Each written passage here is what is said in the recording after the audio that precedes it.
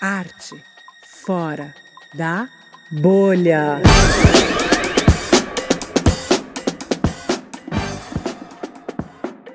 Olá, aqui é a Joana Dória e esse é o Arte Fora da Bolha, um videocast da Caos Curadoria gravado aqui no Escuta Estúdio. Na Caos, a gente aborda temas da arte contemporânea para conversar com quem já gosta do assunto e também com quem acha que não entende nada. Hoje a gente vai abordar um tema muito vasto, muito rico, muito interessante, que é teatro contemporâneo, brasileiro especificamente, e crítica.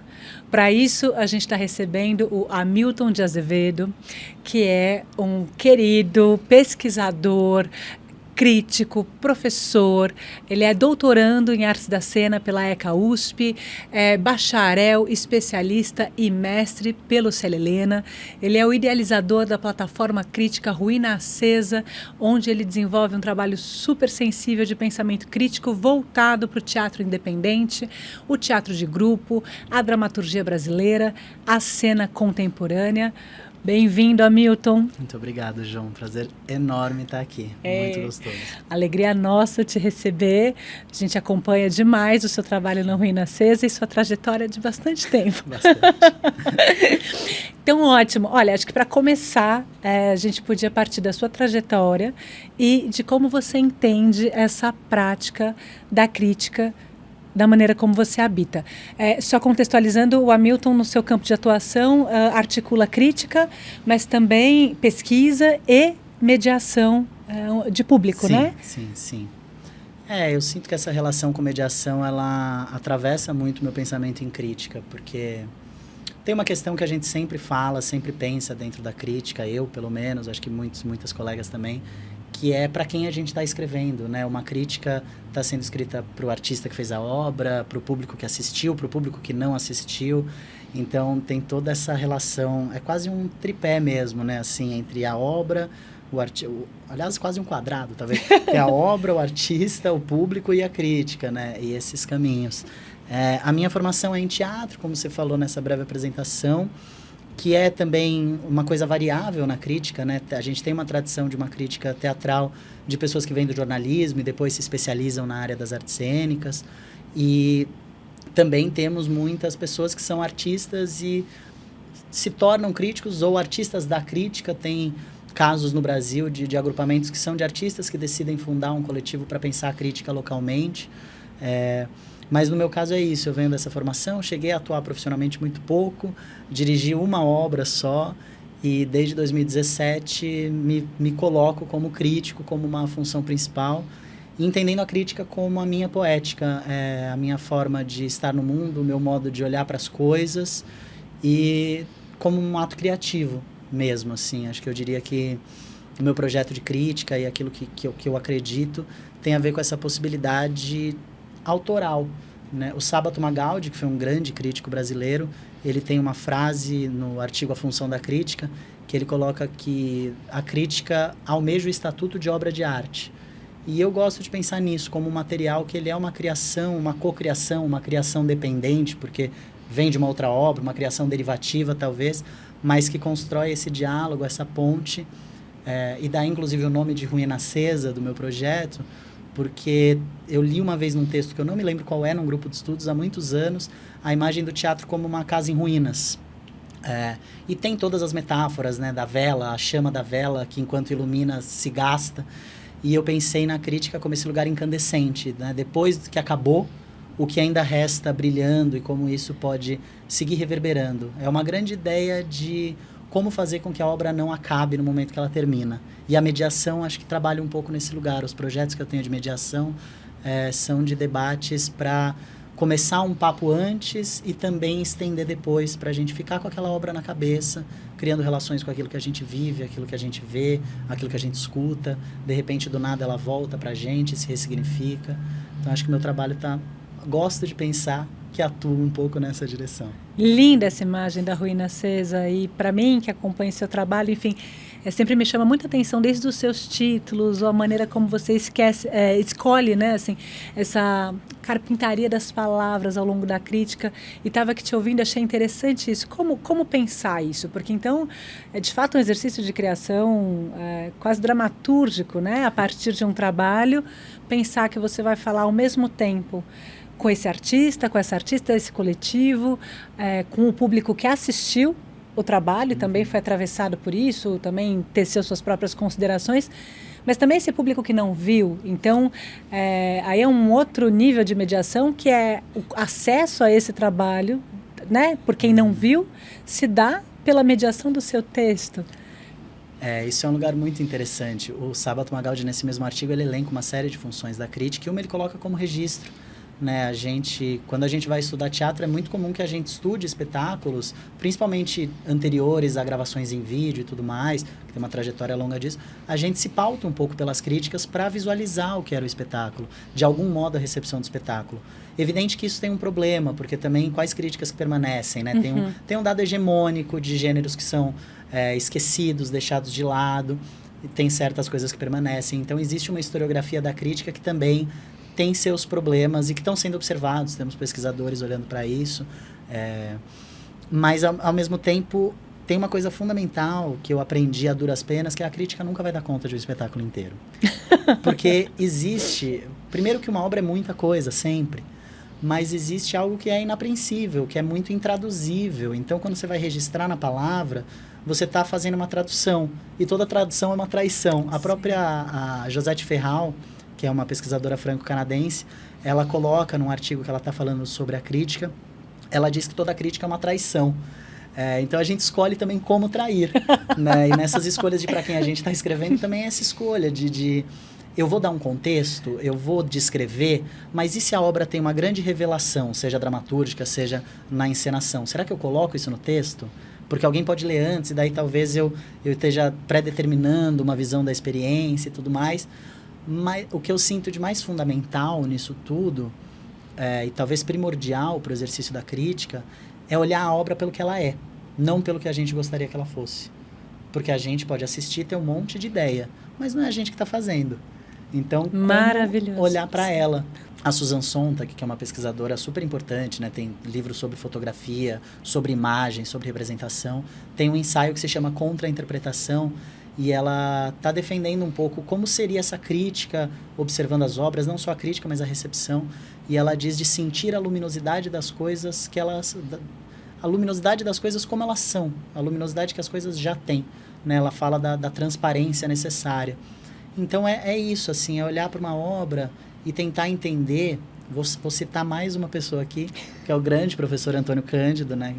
Talvez um dos maiores críticos literários aqui do Brasil, que ele tem uma frase que eu acho maravilhosa, que ele fala: me interessa saber como a carne de vaca virou croquete. É um pouco isso. A carne é de vaca. Não adianta você olhar para um croquete e falar, devia ser de galinha. Ela veio de uma vaca. Então, é como esse processo se deu. Então, é um pouco por aí, assim, esses caminhos. Mas o fundamental é você ir com a escuta e o peito aberto para uma obra. E, a partir disso, entender como isso vai se registrar, como isso vai se traduzir. E tomar decisões também, né? Acho que tem uma questão que, às vezes, não sei se é negligenciada, ou às vezes a gente esquece, ou a gente sente que é superada, que é o lugar de poder que a crítica ocupa. Talvez não com a relevância no sentido de um impacto direto numa recepção de uma obra, como existe em outros lugares, como já foi em outros tempos, mas é um lugar onde você está legitimando uma obra, ou não, né? Não escrever também é uma escolha. Então, essa tomada de decisão de quais recortes, que é uma percepção, na verdade, porque alguns se dão de forma não natural, porque nada é natural, mas meio orgânica. Então, em que lugares eu tenho ido? Que diretores eu tenho assistido? Que coletivos eu tenho visto? Né? Que tipo de linguagem eu estou vendo? Porque senão a gente acha que tudo é aquilo. E não. Se você não está fazendo uma escolha, alguém está fazendo por você. Seja uma curadoria de uma instituição, seja os editais que estão fomentando certos tipos de peças. Então, perceber e assumir esses recortes, né? Como você também falou, eu tenho esse olhar, sempre foi um pouco, muito na verdade, voltado para teatro de grupo, teatro independente, artistas em pesquisa continuada. E no ano passado eu me dei conta que inconscientemente, nas minhas escolhas, eu estava priorizando muito dramaturgias brasileiras, especialmente contemporâneas, talvez mais até especificamente de autores, autoras que estão trabalhando junto com os coletivos na produção dessas dramaturgias. Então, no momento que eu percebi isso, eu também assumo isso. E compartilhei num vídeo de retrospectiva no final do ano passado e banco essa decisão, de certo modo. Tem outras coisas que eu não vejo. Acabo vendo, evidentemente, algumas coisas de dramaturgias estrangeiras, mas não é meu foco. Muito bacana, muitas questões. Estava aqui lembrando, inclusive, ouvindo que o Hamilton, de tempos em tempos, conduz oficinas de crítica, já discutindo e pensando, nossa, são estratégias interessantes de compartilhar para pensar como, né, estabelecer essa relação com o trabalho artístico e tal. Nesse sentido, umas 3 perguntas assim fora do roteiro que já apareceram. Quando você não escreve? Você está falando dessas escolhas, né? Então, o que eu estou assistindo, o que eu não estou assistindo. Então, eu assumo certos posicionamentos, certos interesses e talvez um campo até de, poxa, aqui eu estou me especializando, eu estou me aprofundando, então, né, vou falar mais sobre isso e tal. Mas isso me chamou a atenção, né? Bom, às vezes a gente também assiste e não escreve. O que tece, em geral, essa escolha, assim? É engraçado quando você perguntou quando você não escreve, a minha resposta instintiva é nunca, porque eu sempre escrevo de algum modo enquanto assisto, escrevo na minha mente, escrevo enquanto a obra segue reverberando.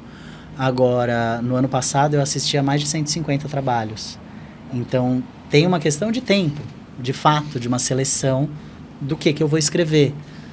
O meu trabalho é independente, né? O Ruína Acesa faz parte do projeto Arquipélago, que é um projeto de fomento à crítica com apoio da Corpo Rastreado, que também nos produzimos algumas ações em parceria, o que garante uma certa remuneração, mas eu dependo de outros trabalhos. O Ruína Acesa é uma plataforma idealizada por mim, editada por mim, eu fiz o site durante a pandemia, então eu sou meu próprio editor, eu dou meus próprios prazos, às vezes eu sou mais relapso, às vezes eu entro em mais fluxos. Quando eu escrevia para a Folha de São Paulo, entre 2018 e 2019, eu era pautado. A gente tinha uma abertura muito grande com a Malu Barsanelli, que era responsável pelas pessoas da crítica que eram freelas, né?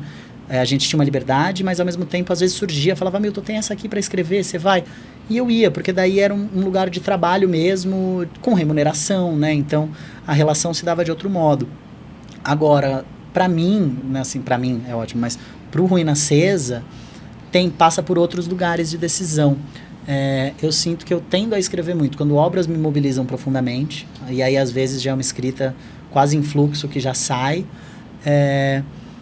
e também quando eu sinto a necessidade de pontuar muitas coisas sobre um espetáculo, né? Brincam comigo que eu sou muito bonzinho e tudo mais, mas porque tem essa escolha também sobre o que escrever, porque eu não acredito na crítica como mera valoração, no sentido de bom, ruim, estrelinha, né? Eu tinha que fazer isso na época da Folha, né? Ótimo, bom, regular. Eu não acho que isso dá conta, especialmente pensando em teatro contemporâneo, da recepção de uma obra, né? Acho que tem outras coisas que vão muito além disso. Então foi muito importante, você falou das oficinas, uma coisa que eu sempre repito, que logo que eu comecei a escrever, não demorou muito tempo para eu perceber que pouco importa se eu gosto ou não gosto de uma coisa. Isso não quer dizer que ela seja boa, que ela seja ruim. Tem uma questão de interesse pessoal, de gosto, de relação que se estabelece. Então, a partir daí, eu acredito que tem muitas escolhas que eu faço que elas são de ordem política também. Sobre que tipos de teatros e teatralidades e coletividades eu estou debruçando o meu tempo e meu olhar. E, ao mesmo tempo, também um grande respeito com artistas, no sentido de que, às vezes, eu vejo uma obra que ela não me mobiliza, talvez eu não tenha tanto a dizer, e talvez se eu colocar num texto vai ser uma coisa que pode ser recebida de uma forma negativa. E aí eu penso, não, talvez isso seja algo, se eu conheço uma pessoa, eu converso com ela. Então acaba que fica um pouco nesses extremos. Coisas que me mobilizam muito, seja positivo ou negativamente, acabam me levando. E eu digo que eu escrevo a partir das obras. Então é muito também para onde as obras me levam, né? Para que referências, para que memórias, para que pesquisas que eu vou fazer, né? E voltando a uma coisa que eu tinha pensado antes, quando você estava fazendo outra pergunta, só que é muito interessante, que você falou da crítica da dramaturgia, o Patrick Pessoa, que é um crítico do Rio de Janeiro, escreve para o Globo, é professor de filosofia, o livro dele se chama Dramaturgias da Crítica. E no prefácio desse livro, ele ele faz uma leitura muito bonita do que é uma crítica, que ele diz: a obra é um presente que você me ofereceu, então eu faço uma crítica como um presente de volta. E eu acho essa imagem bonita de troca, de cumplicidade mesmo, né? Durante uma oficina, uma aluna me perguntou uma vez, a gente estava numa oficina que tinha prática de escrita, e ela falou: ai, mas eu assisti a coisa, mas aí na hora que eu fui escrever eu fiquei pensando, mas quem me perguntou o que eu achei, o que eu pensei e tudo mais? E eu na hora não soube responder. No dia seguinte, a mesma pessoa voltou e falou: Milton, sobre aquilo que eu disse ontem, a obra é uma pergunta, né? E eu achei isso genial. É isso. A obra é uma pergunta. Uma boa obra é uma pergunta. Nunca uma resposta, assim, definitiva, que vai resolver o mundo. É uma pergunta. E como a gente responde a essa pergunta, né? Acho que esse é o grande lance da crítica. Nossa, lindo, né? Pensar a crítica assim. Me lembrou aqui, eu acho que nós tivemos aula, ou pelo menos eu tive aula com uma geração de professores, de professoras, que enaltecia muito a qualidade de relação entre crítica e criadores, criadoras, como de fato uma relação de troca, de provocação, né, de co-construção, digamos assim, dos rumos do teatro da época. E te ouvindo, me dá a sensação de que você tá colocando isso em pauta, né? É disso que você está falando, e essa imagem que sua aluna te traz também é. E estava aqui pensando na sua trajetória, nessa sua escolha, por exemplo, de acompanhar grupos continuados, artistas continuados. Então, fico pensando que ao longo de críticas, né, ao longo de trabalhos, ao longo do tempo, como é que você entende a relação, né, as contribuições, tensões, provocações, né, enfim, que vai se estabelecendo nesse diálogo com grupos ou criadores que você acompanha assim, muitos trabalhos? Essa temporalidade talvez seja uma das coisas mais importantes. Vou voltar, o Sábato Magaldi fala nisso no mesmo artigo, que a autoridade do crítico é construída com o tempo, de fato, né? Você vai escrevendo, vai acompanhando, vai construindo diálogos.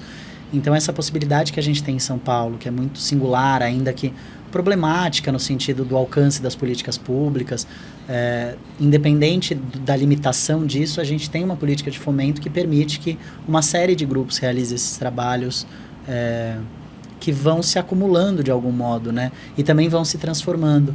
Eu sinto que no momento que eu começo a acompanhar um grupo, a primeira obra que eu assisto e a primeira crítica que eu faço é esse primeiro momento da gente, estamos nos conhecendo. Estou vendo seu trabalho, você está vendo o meu, e a partir disso as relações vão inclusive ficando de intimidade, né? Num lugar que eu particularmente não acredito numa distância do crítico de nível pessoal. Inclusive porque eu me sinto muito mais à vontade de falar certas coisas com quem eu já tenho alguma relação, que inclusive vai entender que aquilo que eu estou dizendo não é pessoal, né? Porque a obra tem um apego, né? Tem esse lugar de ser quase um filho, uma criação que você gesta, você vai e faz. Então, quando a gente fala de uma obra, é sempre muito delicado, né? E a busca da crítica não é destruir nada. Eu não acredito numa crítica que quer destruir algo só por ser algo, né? Já escrevi críticas que problematizavam muitas questões de um trabalho, mas nunca é num lugar de um ataque pessoal. Então, quando acontece isso com os grupos, a interlocução fica muito positiva, porque também me garante uma tranquilidade para escrever mais e falar mais, né? Eu lembrei agora de um caso, por exemplo, da Companhia de Teatro Heliópolis, que é uma que eu acompanho há algum tempo, e que eu escrevi sobre injustiça e depois cárcere, que eram 2 trabalhos dentro de uma fase da companhia muito específica, digamos assim, que fizeram um grande sucesso de crítica e público, seguem circulando por festivais, especialmente o Cárcere. E agora eles estrearam no último ano o Quando o Discurso Autoriza a Barbárie, e depois eu pude me encontrar com Miguel Rocha, diretor da companhia, por acaso, e a gente tomou um café. E eu me senti muito livre para conversar com ele sobre esse novo momento da companhia, que eu sinto que é um trabalho, né, citando assim como exemplo, que está um momento de uma companhia que está buscando um novo caminho, no sentido de fizemos isso, agora vamos para onde? Então eu tenho muito interesse, inclusive, em construir essas pontes, de estar em processos.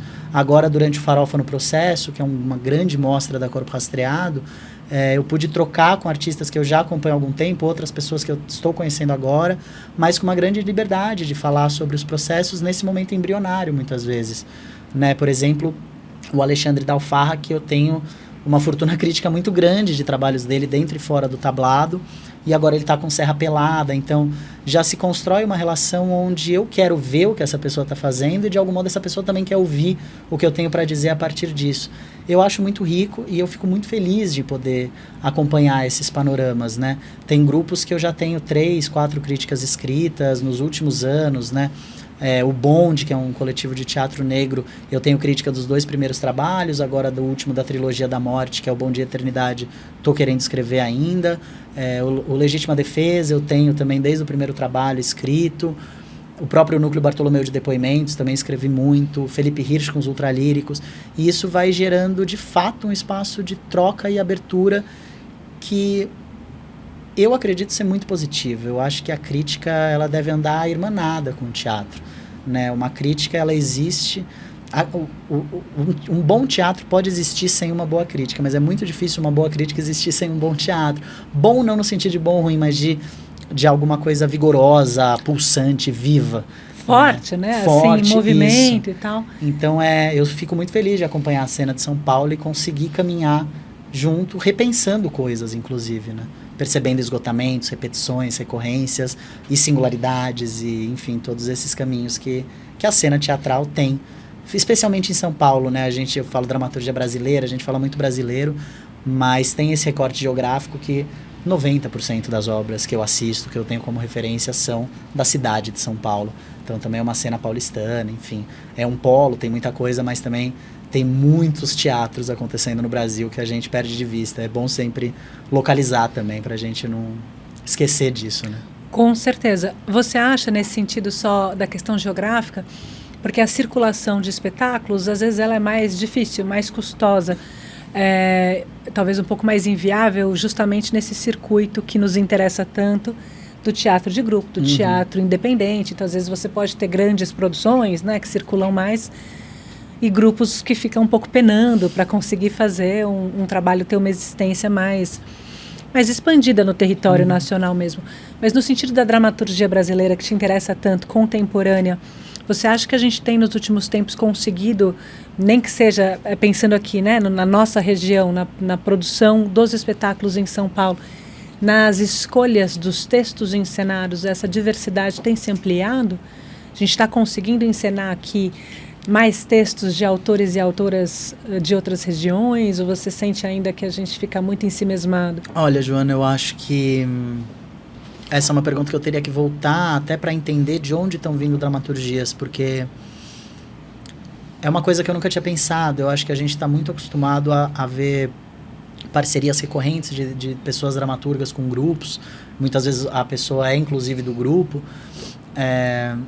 Então eu sinto que nessa perspectiva o que é encenado de dramaturgia brasileira contemporânea, aí pensando em recorte temporal, né, no sentido da contemporaneidade, nós temos alguns autores de outras regiões do Brasil que são encenados aqui, mas predominantemente o que eu vejo são essas pessoas dramaturgas que estão associadas a um trabalho de grupo, então que já estão aqui em São Paulo, ou que são daqui, ou que vivem aqui.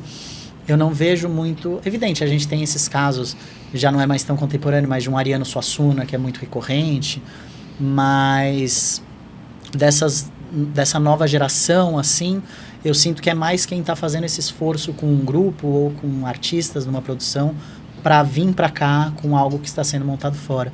E tem uma perspectiva também que é de grupos de outros locais que, na verdade, nem querem tanto circular, eles só querem os meios para produzir efetivamente na sua cidade. Sim. Que é um problema em muitos lugares. Bom, a gente está falando aqui de várias questões a partir da crítica que desembocam na cena contemporânea, né? E aí eu tenho várias perguntas nesse sentido, porque eu acho um tema fascinante e muito amplo. Então a gente vai adentrar, vamos fazendo isso a partir do seu olhar, da sua visão, e talvez em muitos outros episódios que a gente chame o Hamilton para vir conversar aqui com a gente. Quando a gente fala cena contemporânea, teatro contemporâneo, eu sinto que a gente está sempre em algum lugar entre conceitos, mas também uma espécie de senso comum, que é um pouco, essa peça é contemporânea, né? Essa peça não é. Aí você fala, ela está aqui agora, encenada hoje, mas não é. Então, assim, o que a gente está chamando de cena contemporânea, de teatro contemporâneo, né? Nesse hoje, aqui, agora, em que tantas coisas diferentes coexistem? Tem um espetáculo do grupo Magilute, de Recife, o Dinamarca, a dramaturgia do Giordano Castro, que o próprio Giordano está em cena, e ele faz, inclusive, essa brincadeira, em outros trabalhos do Magilute também, que agora eu vou pegar um microfone porque essa é uma peça contemporânea. Né? No estudo número 1, Morte e Vida, também, agora vai ter projeção porque a peça é contemporânea. Então, no senso comum, até de quem está nas artes da cena, tem um imaginário do que é um contemporâneo, que é quase um checklist. Né? É o microfone em cena, com pedestal. Não é só o microfone, não é microfone aqui, não é lapela, não é Xuxa. Microfone com pedestal, projeção, autoficção ou a própria biografia na cena. Parece que é um checklist, né? E eu não sei responder precisamente o que é a cena contemporânea, porque, óbvio, tem um sentido que não é tão óbvio, na verdade, que é contemporâneo, é o que está sendo feito no momento presente. Mas o teatro, assim como outras linguagens também, né? Se a gente pensa em artes visuais mesmo, você pode, hoje em dia, fazer uma arte que não é contemporânea, né? Você pode, sei lá, fazer uma pintura naturalista. No cinema também, né? O que é cinema contemporâneo? Essa é outra. Essa eu nem me arrisco a entrar. Deixa pra Nossa próxima. Senhora. Mas no teatro contemporâneo também tem isso. Então, quando você faz uma montagem de um texto dito clássico, com uma chave de interpretação que já é antiga no sentido temporal, de criada há muito tempo, mas você está fazendo no agora. Então, acho que essa é sempre uma isca, que é o teatro, ele é continuamente produzido em tempo real. Então, no momento que você pega uma obra, e pode ser recente, né? Não tem um limite para isso, e coloca ela em cena, você também está colocando esse tempo na cena. E muitas vezes tem grupos, tem montagens que escolhem não criar essa fricção, e é legítimo, né? Eu acho que existem muitos teatros no teatro, né? O Brecht tem essa frase nos Horácios e Curiaços: em uma coisa existem muitas coisas. No teatro existem muitos teatros, e no teatro contemporâneo existem muitos teatros contemporâneos, né? Eu sinto que quando a gente está vivendo um momento histórico, a menos que alguém faça um manifesto em torno de uma linguagem, como já aconteceu em muitas vanguardas, que se nomearam, né, uma carta de intenções acerca do que estavam fazendo, isso vai ser sempre visto um pouco em retrospectiva, né? Essas categorizações, inclusive as exclusões que esses circuitos de enquadramento provocam. Porque a gente olha para trás e parece super delimitado ao teatro moderno, teatro esse, teatro... Será que era assim na época? Será que tudo era desse jeito? Porque olha como é agora, gente, sabe? Enquanto a gente pensa nesses grandes conceitos, desde Aristóteles, ele está escrevendo a partir do que ele já viu. A poética não é uma proposição, é uma leitura, né? Quando o... Nossa, meu Deus do céu. O Teatro do Absurdo, Esslin. Quando o Martin Esslin escreve o Teatro do Absurdo, ele está olhando para um recorte temporal de uma série de produções que, inclusive, muitas das pessoas envolvidas não gostam dessa ideia, né? Se eu não me engano, foi o Beckett que falou: meu teatro não é absurdo. Absurdo é a realidade. Então, todos esses jogos. E aí, quando a gente pensa em teatro contemporâneo, talvez as duas grandes, mais conhecidas e utilizadas chaves de acesso sejam dois conceitos, que é o teatro pós-dramático, do Hans Thies Lehmann, e o teatro performativo, da Josette Ferral, e todos desdobrados por outras pessoas, mas que talvez tenham ganhado um destaque a partir dessas pesquisas. Agora, esses livros foram traduzidos um tempo depois. Esses livros foram escritos em contextos europeus do norte global, vou chamar assim, né? Josette Ferral é franco-canadense, Lehmann alemão. O que é o pós-dramático no Brasil? Eu lembro que eu assisti um espetáculo, não me lembro se foi ano passado ou retrasado, chamado Ouroboro, e era um trabalho que tinha toda uma ritualização com códigos do candomblé, então a música na cena, as canções, né? Os pontos, enfim. E eu me lembro que me deu um estalo, que pode ser óbvio, né? Depois tem um Itã, né, da sabedoria iorubá sobre Exu, que diz: Exu matou um pássaro ontem com uma pedra que jogou hoje. E a gente tem essa pesquisa da Leda Maria Martins, a professora Leda, que são as performances do tempo espiralar. E o pós-dramático do Lehmann, ele está propondo uma quebra de linearidade. E a Leda, essa obra e tantas teatralidades, não estão falando assim: a gente não vai fazer linear, a gente vai fragmentar. Essas obras estão dizendo: o tempo não é linear. Por que uma obra tem que ser? Então, a gente às vezes traduz alguns conceitos, traduz não no sentido literal, mas de entendimento, sendo que às vezes tem outras teatralidades, outras possibilidades, outras poéticas que estão mais em diálogo com o Brasil, com São Paulo, com suas realidades locais, culturais, simbólicas, que fazem mais sentido de se pensar.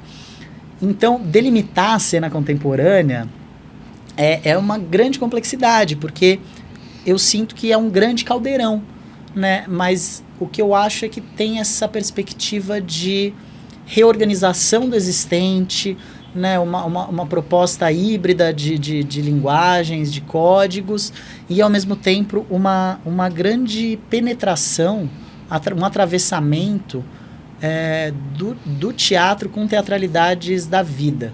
Né, outras manifestações culturais, outras realidades que geralmente não iam para a cena.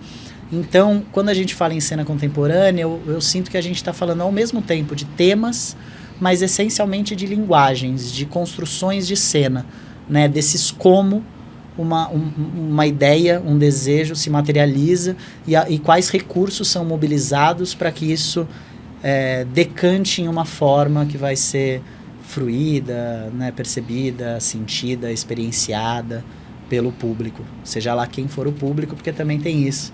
Tem essa perspectiva do entendimento, às vezes, de um senso comum do teatro, que é mais tradicional, que é de personagem, por exemplo. E hoje em dia, na cena paulistana, é raríssimo você ver obras com personagem. Ao mesmo tempo, a personagem também vai retornando de outras formas, na narratividade, mas tem uma personagem, ou mesmo na forma dramática, às vezes, por que não? Né, uma forma dramática tradicional, diálogos realistas, não podem ser contemporâneos, uma obra contemporânea. Né? Recentemente eu assisti Meninos, que é do pessoal do Espaço Garganta, né, direção do Lucas Maior e do Marcos Gomes, os dois assinam a dramaturgia com o Rafael Cristiano, que são 3 situações dramáticas, inspirado num ensaio da Bell Hooks, sendo um menino, realistas, quarta parede, tirando a última cena que tem uma relação, mas tem questões ali de masculinidade, que é um dos temas que acho que é muito pulsante na cena e que eu particularmente sinto que as obras não estão conseguindo muito levar, né? Questões do feminino, por exemplo, né? Estão muito mais fortes aí, consistentes, trabalhos, né, já continuados, uma prática que já vem de alguns anos de como lidar com o feminismo na cena, né, com o ser mulher e suas infinitas possibilidades de interpretação. E os homens cisgêneros estão tendo dificuldade. E eu sinto que tem isso, talvez o performativo, né, que é esse lugar, quando a gente fala em teatro performativo, é uma relação de teatro e performance desse corpo que ele não está em cena representando nada, ele é o que ele é, né, ele não é uma personagem. Então esse corpo está ali em risco, se colocando diante do público, trazendo algo de uma verdade, algo de um real, né, em detrimento de um espaço de representação. E para o masculino, para um homem cisgênero, criar uma obra trazendo esse sou eu, talvez seja muito difícil, talvez seja uma linguagem que não comporte essa tensão, né? E ali o drama consegue. Então eu olho e falo, isso é uma obra que pertence à cena contemporânea. Isso aqui não é da cena moderna, né? Porque daí a gente pensa no que veio antes e tudo, os debates, as formas escolhidas para isso. Então é essa relação harmônica, mas também dissonante entre as ideias, os temas, as questões e as formas, as linguagens, assim. Às vezes elas estão em consonância, às vezes elas estão em um completo choque. E é muito interessante nos dois casos. Sim, isso é muito interessante que você traz, aliás, várias coisas, porque neste último exemplo que você dá, a gente escapole totalmente dessa perspectiva de uma espécie de uma cartilha, né, de estéticas, dispositivos, procedimentos. Então, ser contemporâneo, uma cena contemporânea dá conta disso? Não, né? Você está trazendo um exemplo, por exemplo. Você está mencionando um caso em que, justamente para poder abordar em profundidade crítica um tema que é super atual, se recorre a uma estrutura teatral, uma estrutura dramática, que a gente pode, no senso comum, entender como algo que não diz respeito ao nosso tempo, mas é o que vai fazer com que esse debate possa ser realizado cenicamente. Você sabe que algumas coisinhas, assim, a partir do que você trouxe, essa ideia, né, de como a gente estuda a história da arte, os vários movimentos artísticos e tudo mais, olhando para trás, nessa organização, né? De movimentos, de manifestos, de épocas, de conceitos. Eu acho que você arejou isso de uma maneira interessante da gente ressaltar aqui, que é enquanto os artistas estão vivendo, estão criando, isso que você traz do Beckett. Puxa vida, né? Então, eu concebi um teatro do absurdo que vai ser assim, assim, assado. Aí eu vou lá e faço. Não, ele estava fazendo o trabalho dele, não foi nem ele, e nem ele gostou do nome, né? Assim, foi uma outra pessoa que olhou e falou, olha, isso aí que você está fazendo, então chama teatro absurdo. Oi, não. Enfim, porque quando a gente olha para trás, parece que tudo se deu de uma maneira tão aula, né? De artes, assim, nesse sentido. Então, eu fico pensando que talvez alguma coisa, né, do contemporâneo também seja esse não saber o que se está fazendo. Ou então, ter uma percepção daquilo que está sendo feito, mas numa errância muito profunda ainda de conceituação, porque a gente está no olho do furacão, né? Isso talvez que me lembre um pouco o Agamben que você tinha. Sim, sim. Essa perspectiva das histórias do teatro, e a gente volta para a lei e se interessa por coisas que já foram feitas, isso é absolutamente natural, a gente encontra filiações naquilo que já foi construído, mas não se deve ler essas histórias do teatro que são plurais e estão sendo escritas e reescritas a todo momento, né, com revisões mesmo daquilo que ficou de fora, daquilo que foi olhado de um modo que cabe outro. Não são cartilhas, não são, vou fazer igual ele fazia, são inspirações, né? Porque o contemporâneo tem exatamente isso, né? O Agamben tem esse ensaio que é o que é o contemporâneo, e ele dá uma série de definições, e uma delas é que o ser contemporâneo é aquele que olha para o próprio tempo não percebendo a luz, mas o escuro, né? As sombras, porque a gente não sabe onde a gente está pisando, essa é a grande verdade.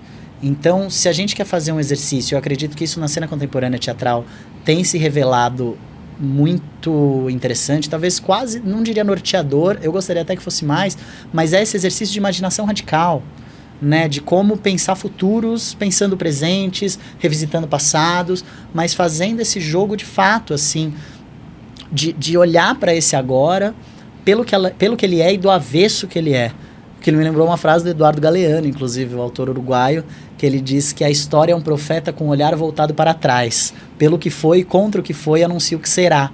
Então, esse jogo, esse mecanismo de perceber tudo que já foi construído, porque ninguém precisa inventar a roda, né? Essa ideia de originalidade, de não, tem que fazer algo que nunca foi feito.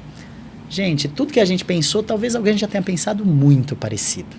Óbvio que cada um vai ter a potencialidade em si de dar algo para o mundo que nunca foi feito antes. Isso é a Hannah Arendt que diz que cada pessoa que nasce traz consigo a possibilidade de fazer algo que nunca foi feito e não seria se não fosse essa pessoa.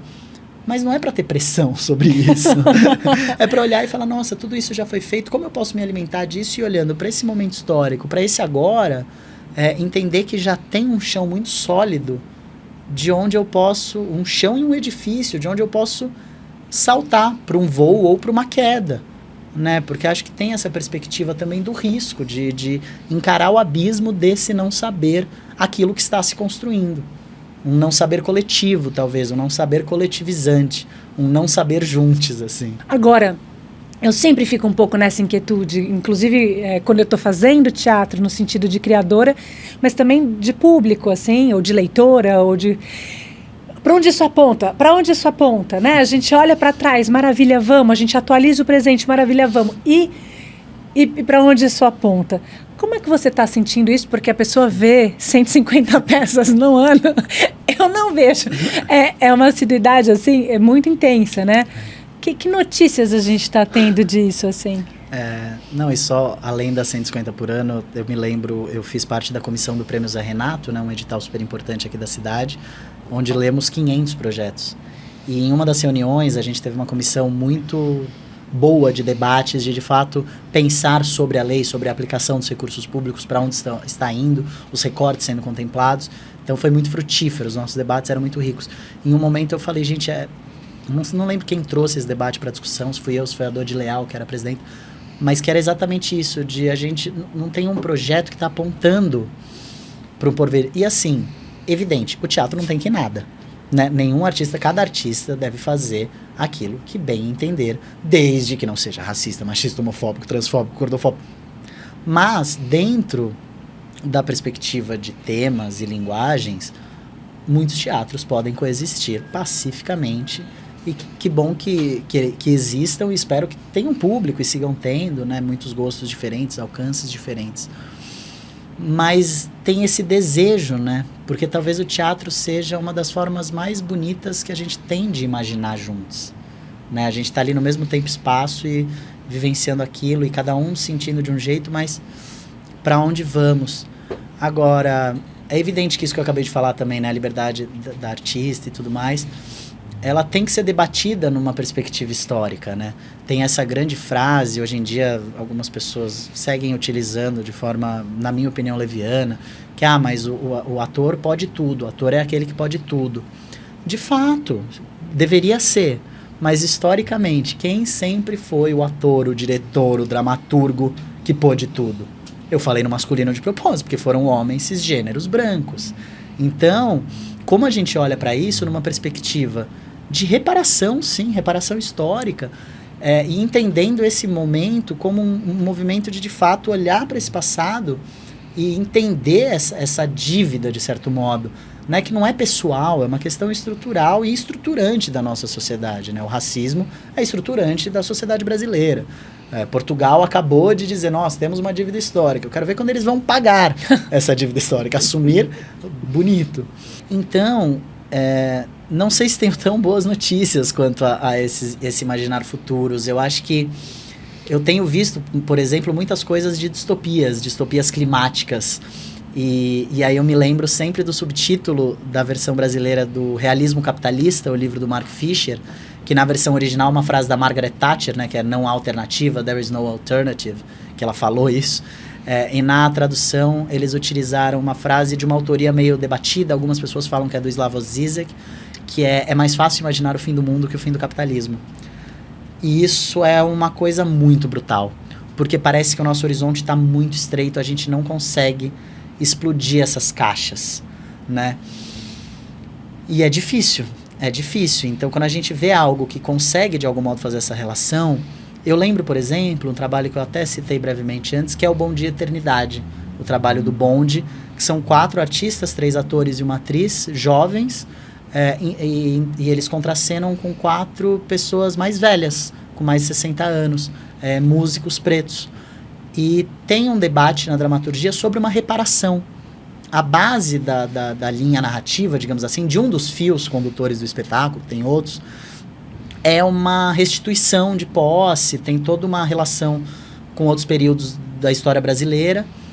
E eu me lembro quando eu assisti pela segunda vez, eu fiquei pensando muito nisso. Puxa, eles estão falando de reparação, será que é só reparação? Mas aí, de repente, ao longo do espetáculo, algumas cenas me levaram a pensar, falei, não, pera, mas é que a reparação é o mínimo para que se possa dar o salto. Então, eu sinto que a gente está num movimento agora, e que bom que estamos, de muita abertura para as questões de representatividade, para as questões das teatralidades negras, teatralidades trans, teatralidades LGBTQIA+, teatralidades feministas, teatralidades periféricas. E isso, de algum modo, vem vindo para a cena, quase num transbordamento, onde às vezes você vê questões ali de linguagens que ainda está incipiente, ainda estão encontrando um lugar, uma forma de materializar aquilo. E é muito importante que isso seja protegido para que esse trabalho continue. E aos poucos, o meu sonho é que a gente não precise mais falar de representatividade. Porque isso vai estar dado, isso vai estar colocado. Né? No filme Ficção Americana, que recentemente ganhou o Oscar de melhor roteiro adaptado, essa é uma questão que surge, porque também tem isso. Qual a expectativa que a gente tem sobre uma obra dos teatros negros? Quais são os temas que a gente espera que uma artista trans fale? E, na verdade, que maravilha quando todas as pessoas que fazem arte podem falar dos assuntos que lhe interessam. Não só daquilo que lhes afeta diretamente, lhes machuca, das violências. Né? Que maravilha vai ser quando possa se falar apenas de belezas. Mas a gente não está nesse momento ainda. Há muita violência nas próprias lógicas de produção, lógica de exclusão, relações internas de grupos.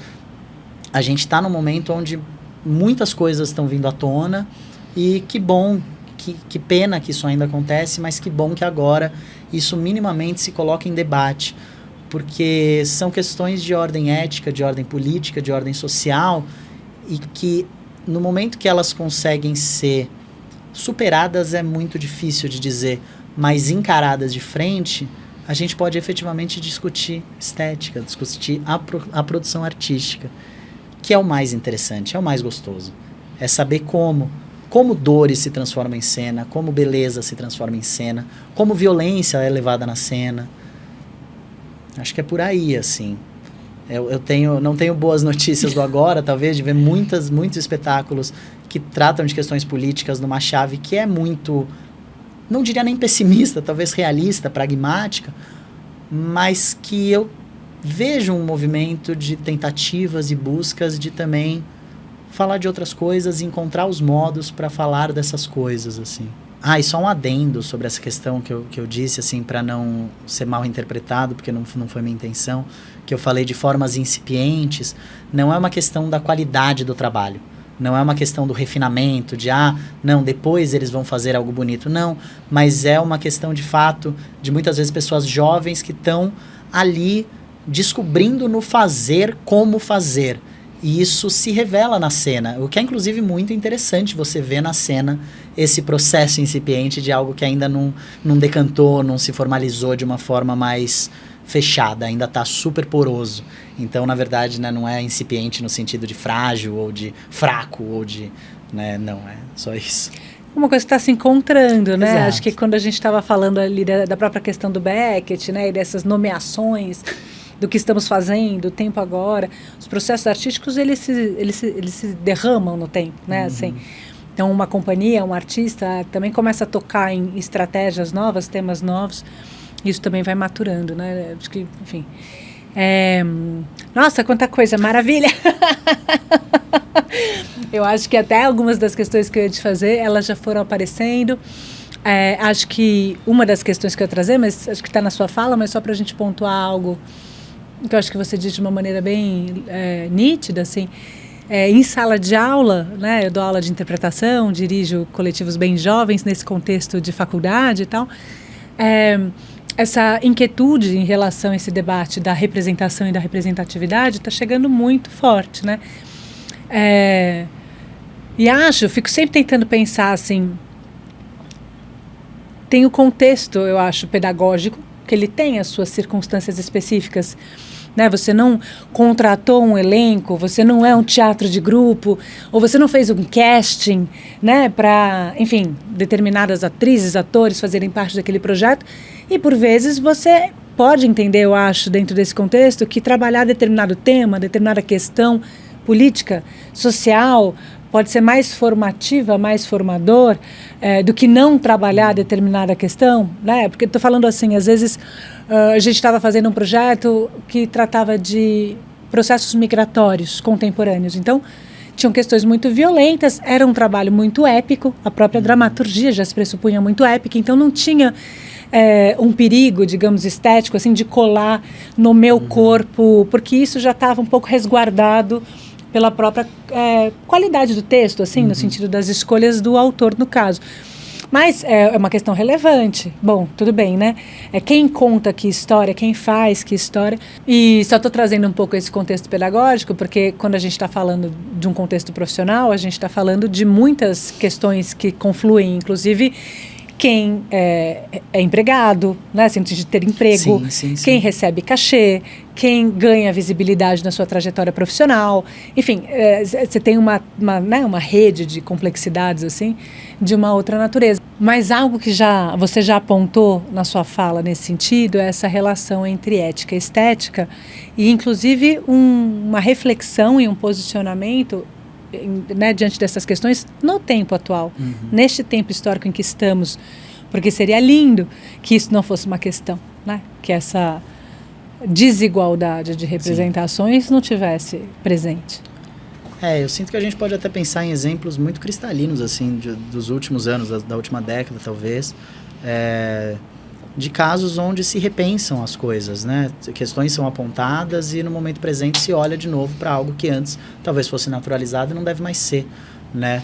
Passando brevemente pelos exemplos, o caso da mulher do trem, dos Fofos Encenam, que tinha uma utilização de uma blackface, né? Que é uma máscara, não é uma máscara exatamente, né? O rosto do ator, do intérprete pintado de preto, para interpretar uma personagem negra que tem uma origem declaradamente racista, que são os minstrel shows norte-americanos.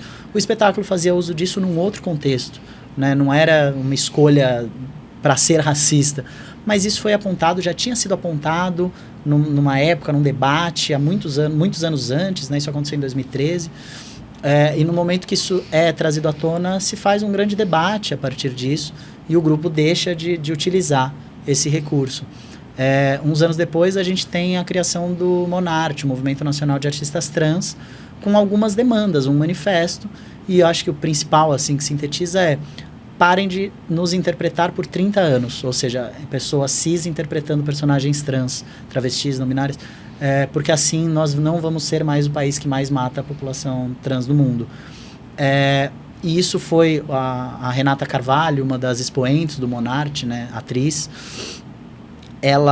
Um dos primeiros espetáculos que foi colocado em xeque foi o Luiz Antônio Gabriela, da Companhia Mungunzá, com direção do Nelson Baskerville, que é uma história pessoal do Nelson Baskerville com a irmã Gabriela, que foi uma pessoa trans, né, já faleceu, e era um documentário cênico, mas a Mungunzá era formada só por atores e atrizes cis. Em um dado momento, um homem cisgênero interpretava uma personagem trans.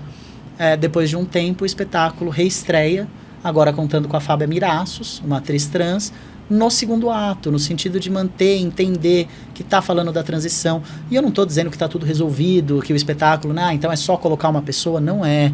Né? A gente vê hoje em dia, eu sinto que tem grupos que estão achando que eu vou colocar uma pessoa negra aqui, eu vou colocar uma pessoa trans aqui, mas tem toda uma lógica de processo de criação que não é você só colocar a pessoa, não é você mudar quem está na cena, não é você mudar quem está embaixo do holofote, é mudar a narrativa que está ali. Né? Então é uma série de questões. E também, outro exemplo, foi o Gota d'Água Preta, com direção do Gé Oliveira, que coloca a Jussara Marçal como Joana, que é uma personagem que, assim, não é uma questão de, nossa, agora estão inventando, estão mudando. Isso acontece muito em filme da Marvel, filme de herói. Agora a Pequena Sereia é negra, como assim? Da Disney. Gente, sereia tem que ser branca? O que é isso? Uma sereia.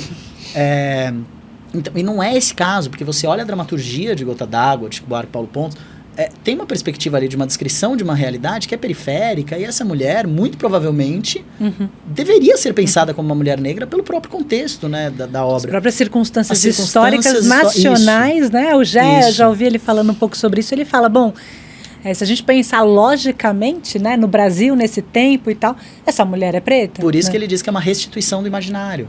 Porque a gente tem um imaginário de mulheres brancas fazendo esse papel. Então tem esses exemplos recentes, e eu acho muito importante que isso seja debatido de forma honesta e franca. Não é questão de construir consenso, de todo mundo concordar que é assim que se resolve, vamos dar as mãos e vai ficar tudo bem. Pode haver discordância, eu acho saudável que haja, mas o debate tem que ser justo, as pessoas têm que saber do que estão falando, né? Tem que acompanhar o que esses grupos, o que essas pessoas têm feito, como elas têm feito, como isso tem chegado no público, como isso tem se tornado cena. Né, que pessoas estão pensando sobre isso, qual a literatura que está sendo escrita sobre isso, e não falta, né, imagina, sobre letramento racial, uma bibliografia extensíssima, mesmo questões trans, que talvez seja um debate mais recente, algumas pessoas ainda não estão familiarizadas, e também tem uma dose de paciência, né, de entender que são coisas novas para pessoas e tudo mais, mas ao mesmo tempo também, gente, vamos correr atrás, vamos entender que o mundo está mudando. E nessa perspectiva de transformações, o teatro, de algum modo, ele acompanha como um retrato, mas também como proposição, né? Como horizonte, como espelho. Então, como que ele lida com isso?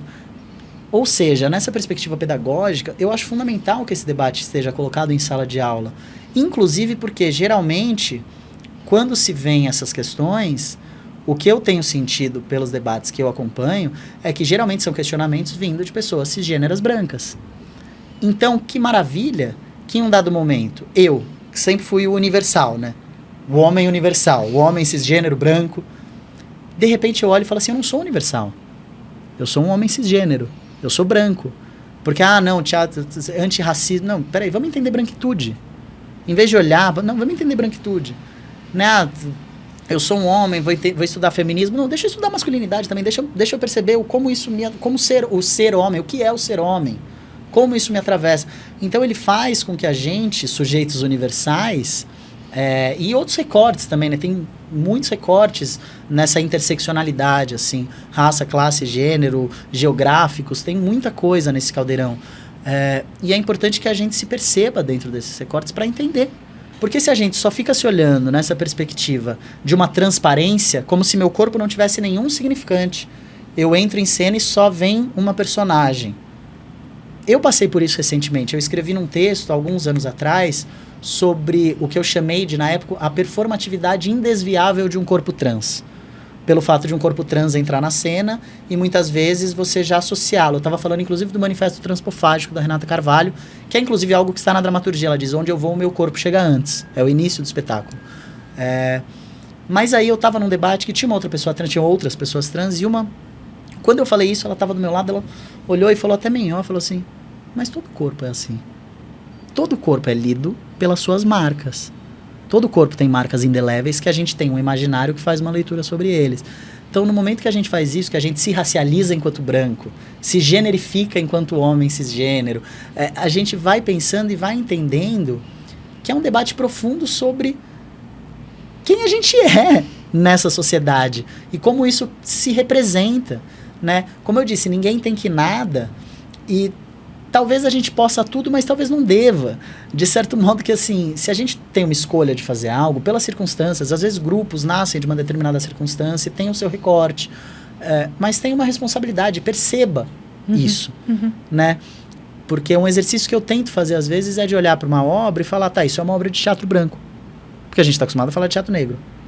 Porque a história de teatro é a história de teatro branco. Né? Uma obra que só tem homens, que não... Isso é uma obra de teatro masculino, feminista, né? Porque a gente fala teatro feminista, mas não fala o teatro que não é... Enfim, essas brincadeiras mesmo de perceber que tudo é atravessado por uma série de recortes e, indesviavelmente, por conta dos debates que estão em voga no nosso tempo, e que bom que eles estão, a gente vai olhar para isso. E isso vai estar na cena contemporânea, intencionalmente ou não. Então, que se possa pensar sobre e construir pensamento a partir disso, e vivência, e escolhas estéticas e escolhas éticas. Ótimo! Vamos agora, então, para o nosso quadro Apresenta uma Obra.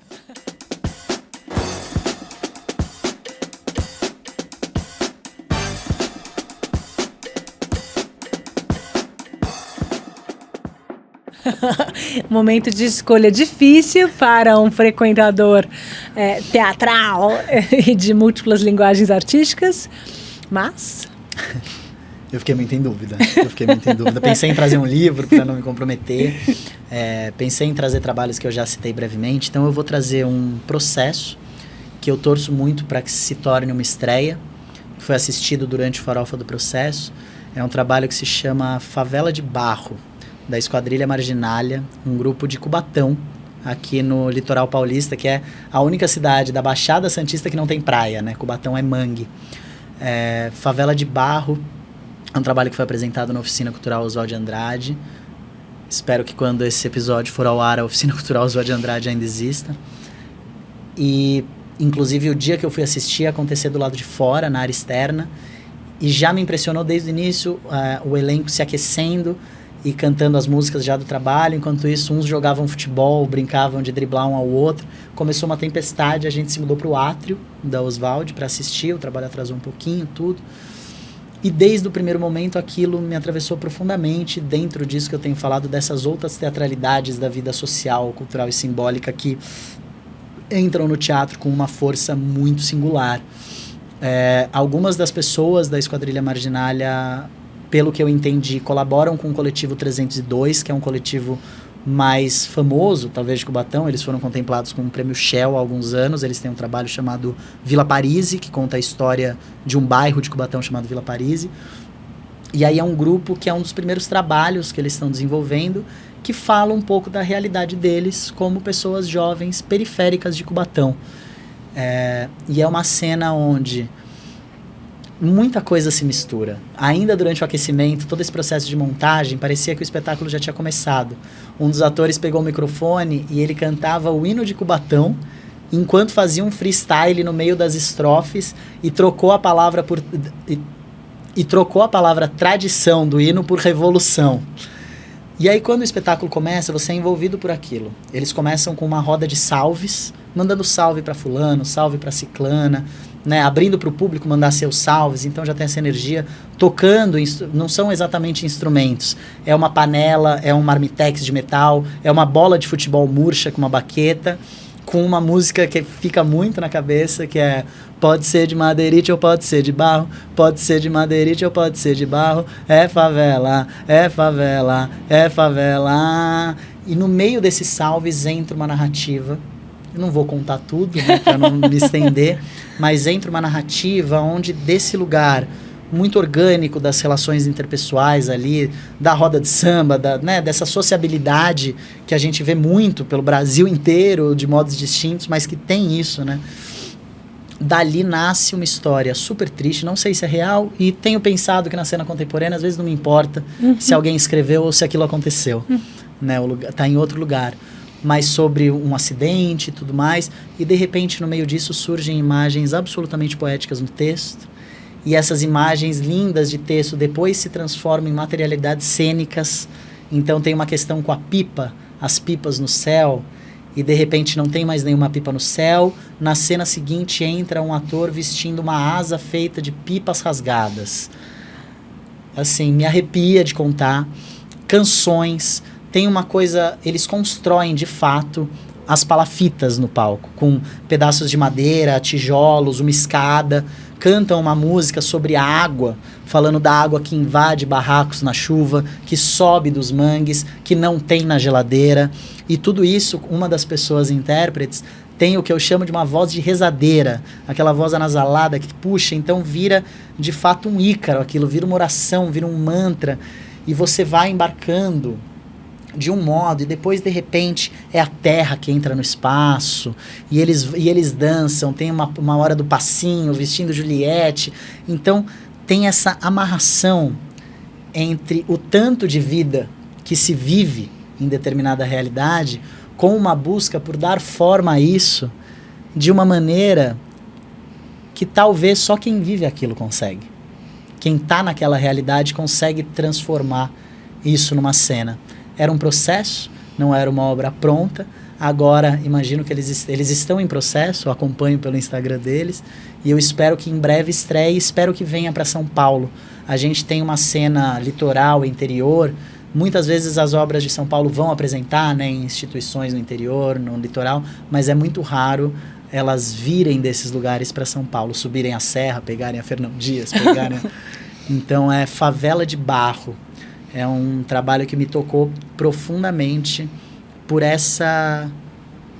talvez por essa união do que eu tenho chamado de ética e estética, né, de uma realidade, mas que ao mesmo tempo não é chegar e contar a realidade, dizer o que eu vivo, mas é transformar isso numa cena dinâmica, com texto, com gestualidade, com coreografias, com movimentação cênica, com uma série de recursos que vão ali da forma mais cena contemporânea possível, se aglutinando e se reorganizando para que esse discurso, de fato, se transforme numa obra que é profundamente estética e atravessa todo o público que assiste. Nossa, já quero muito ver. E tô aqui pensando que Cubatão não é tão longe, a gente em São Paulo também pode se deslocar um pouquinho, né? Enfim, torcendo para que venham, claro, mas a gente também pode ir até lá. Hamilton, muito obrigada pela presença, por toda essa reflexão, toda essa contribuição. Uma alegria ter você aqui. Se prepara que terão outros temas no meio desse nosso caos para você vir falar com a gente. Ai, Jo, uma alegria imensa. A Joana comentou no começo do tempo que a gente se conhece. A Joana foi uma das minhas primeiras professoras. Fui estagiário dela, monitor dela. Agradeço muito por ter te conhecido, por tudo que você significa na minha trajetória. Acho que grande parte de quem eu sou hoje como artista passa pela minha formação contigo. Então, receber esse convite, poder estar aqui trocando, é de uma alegria profunda. Espero que o papo tenha ido para caminhos interessantes. Espero que quem está vendo, ouvindo, pegue algo para si, discorde, concorde, mas que tenha feito algum sentido. Acho que tudo que a gente faz é para que algum instante tenha mobilizado algo em alguém. Então, espero que essa conversa tenha feito isso. Já mobilizou. Grávida, já está emocionada. Eu não ia falar isso, achei que era um pouco papo de tia, mas é muito, muito emocionante, de fato, ver o rapaz que chegou lá no início da formação, já lendo metade da bibliografia do curso. Enfim, fazendo o trabalho que você faz. Demais. Para mim é uma alegria poder estar e vida longa esse projeto, os projetos da Caos Curadoria. Viva! Vamos que vamos. Maravilha, e vocês sigam a Caos _Curadoria para acompanhar tudo que a gente faz por lá, inclusive esse videocast Arte Fora da Bolha. Valeu, até o próximo.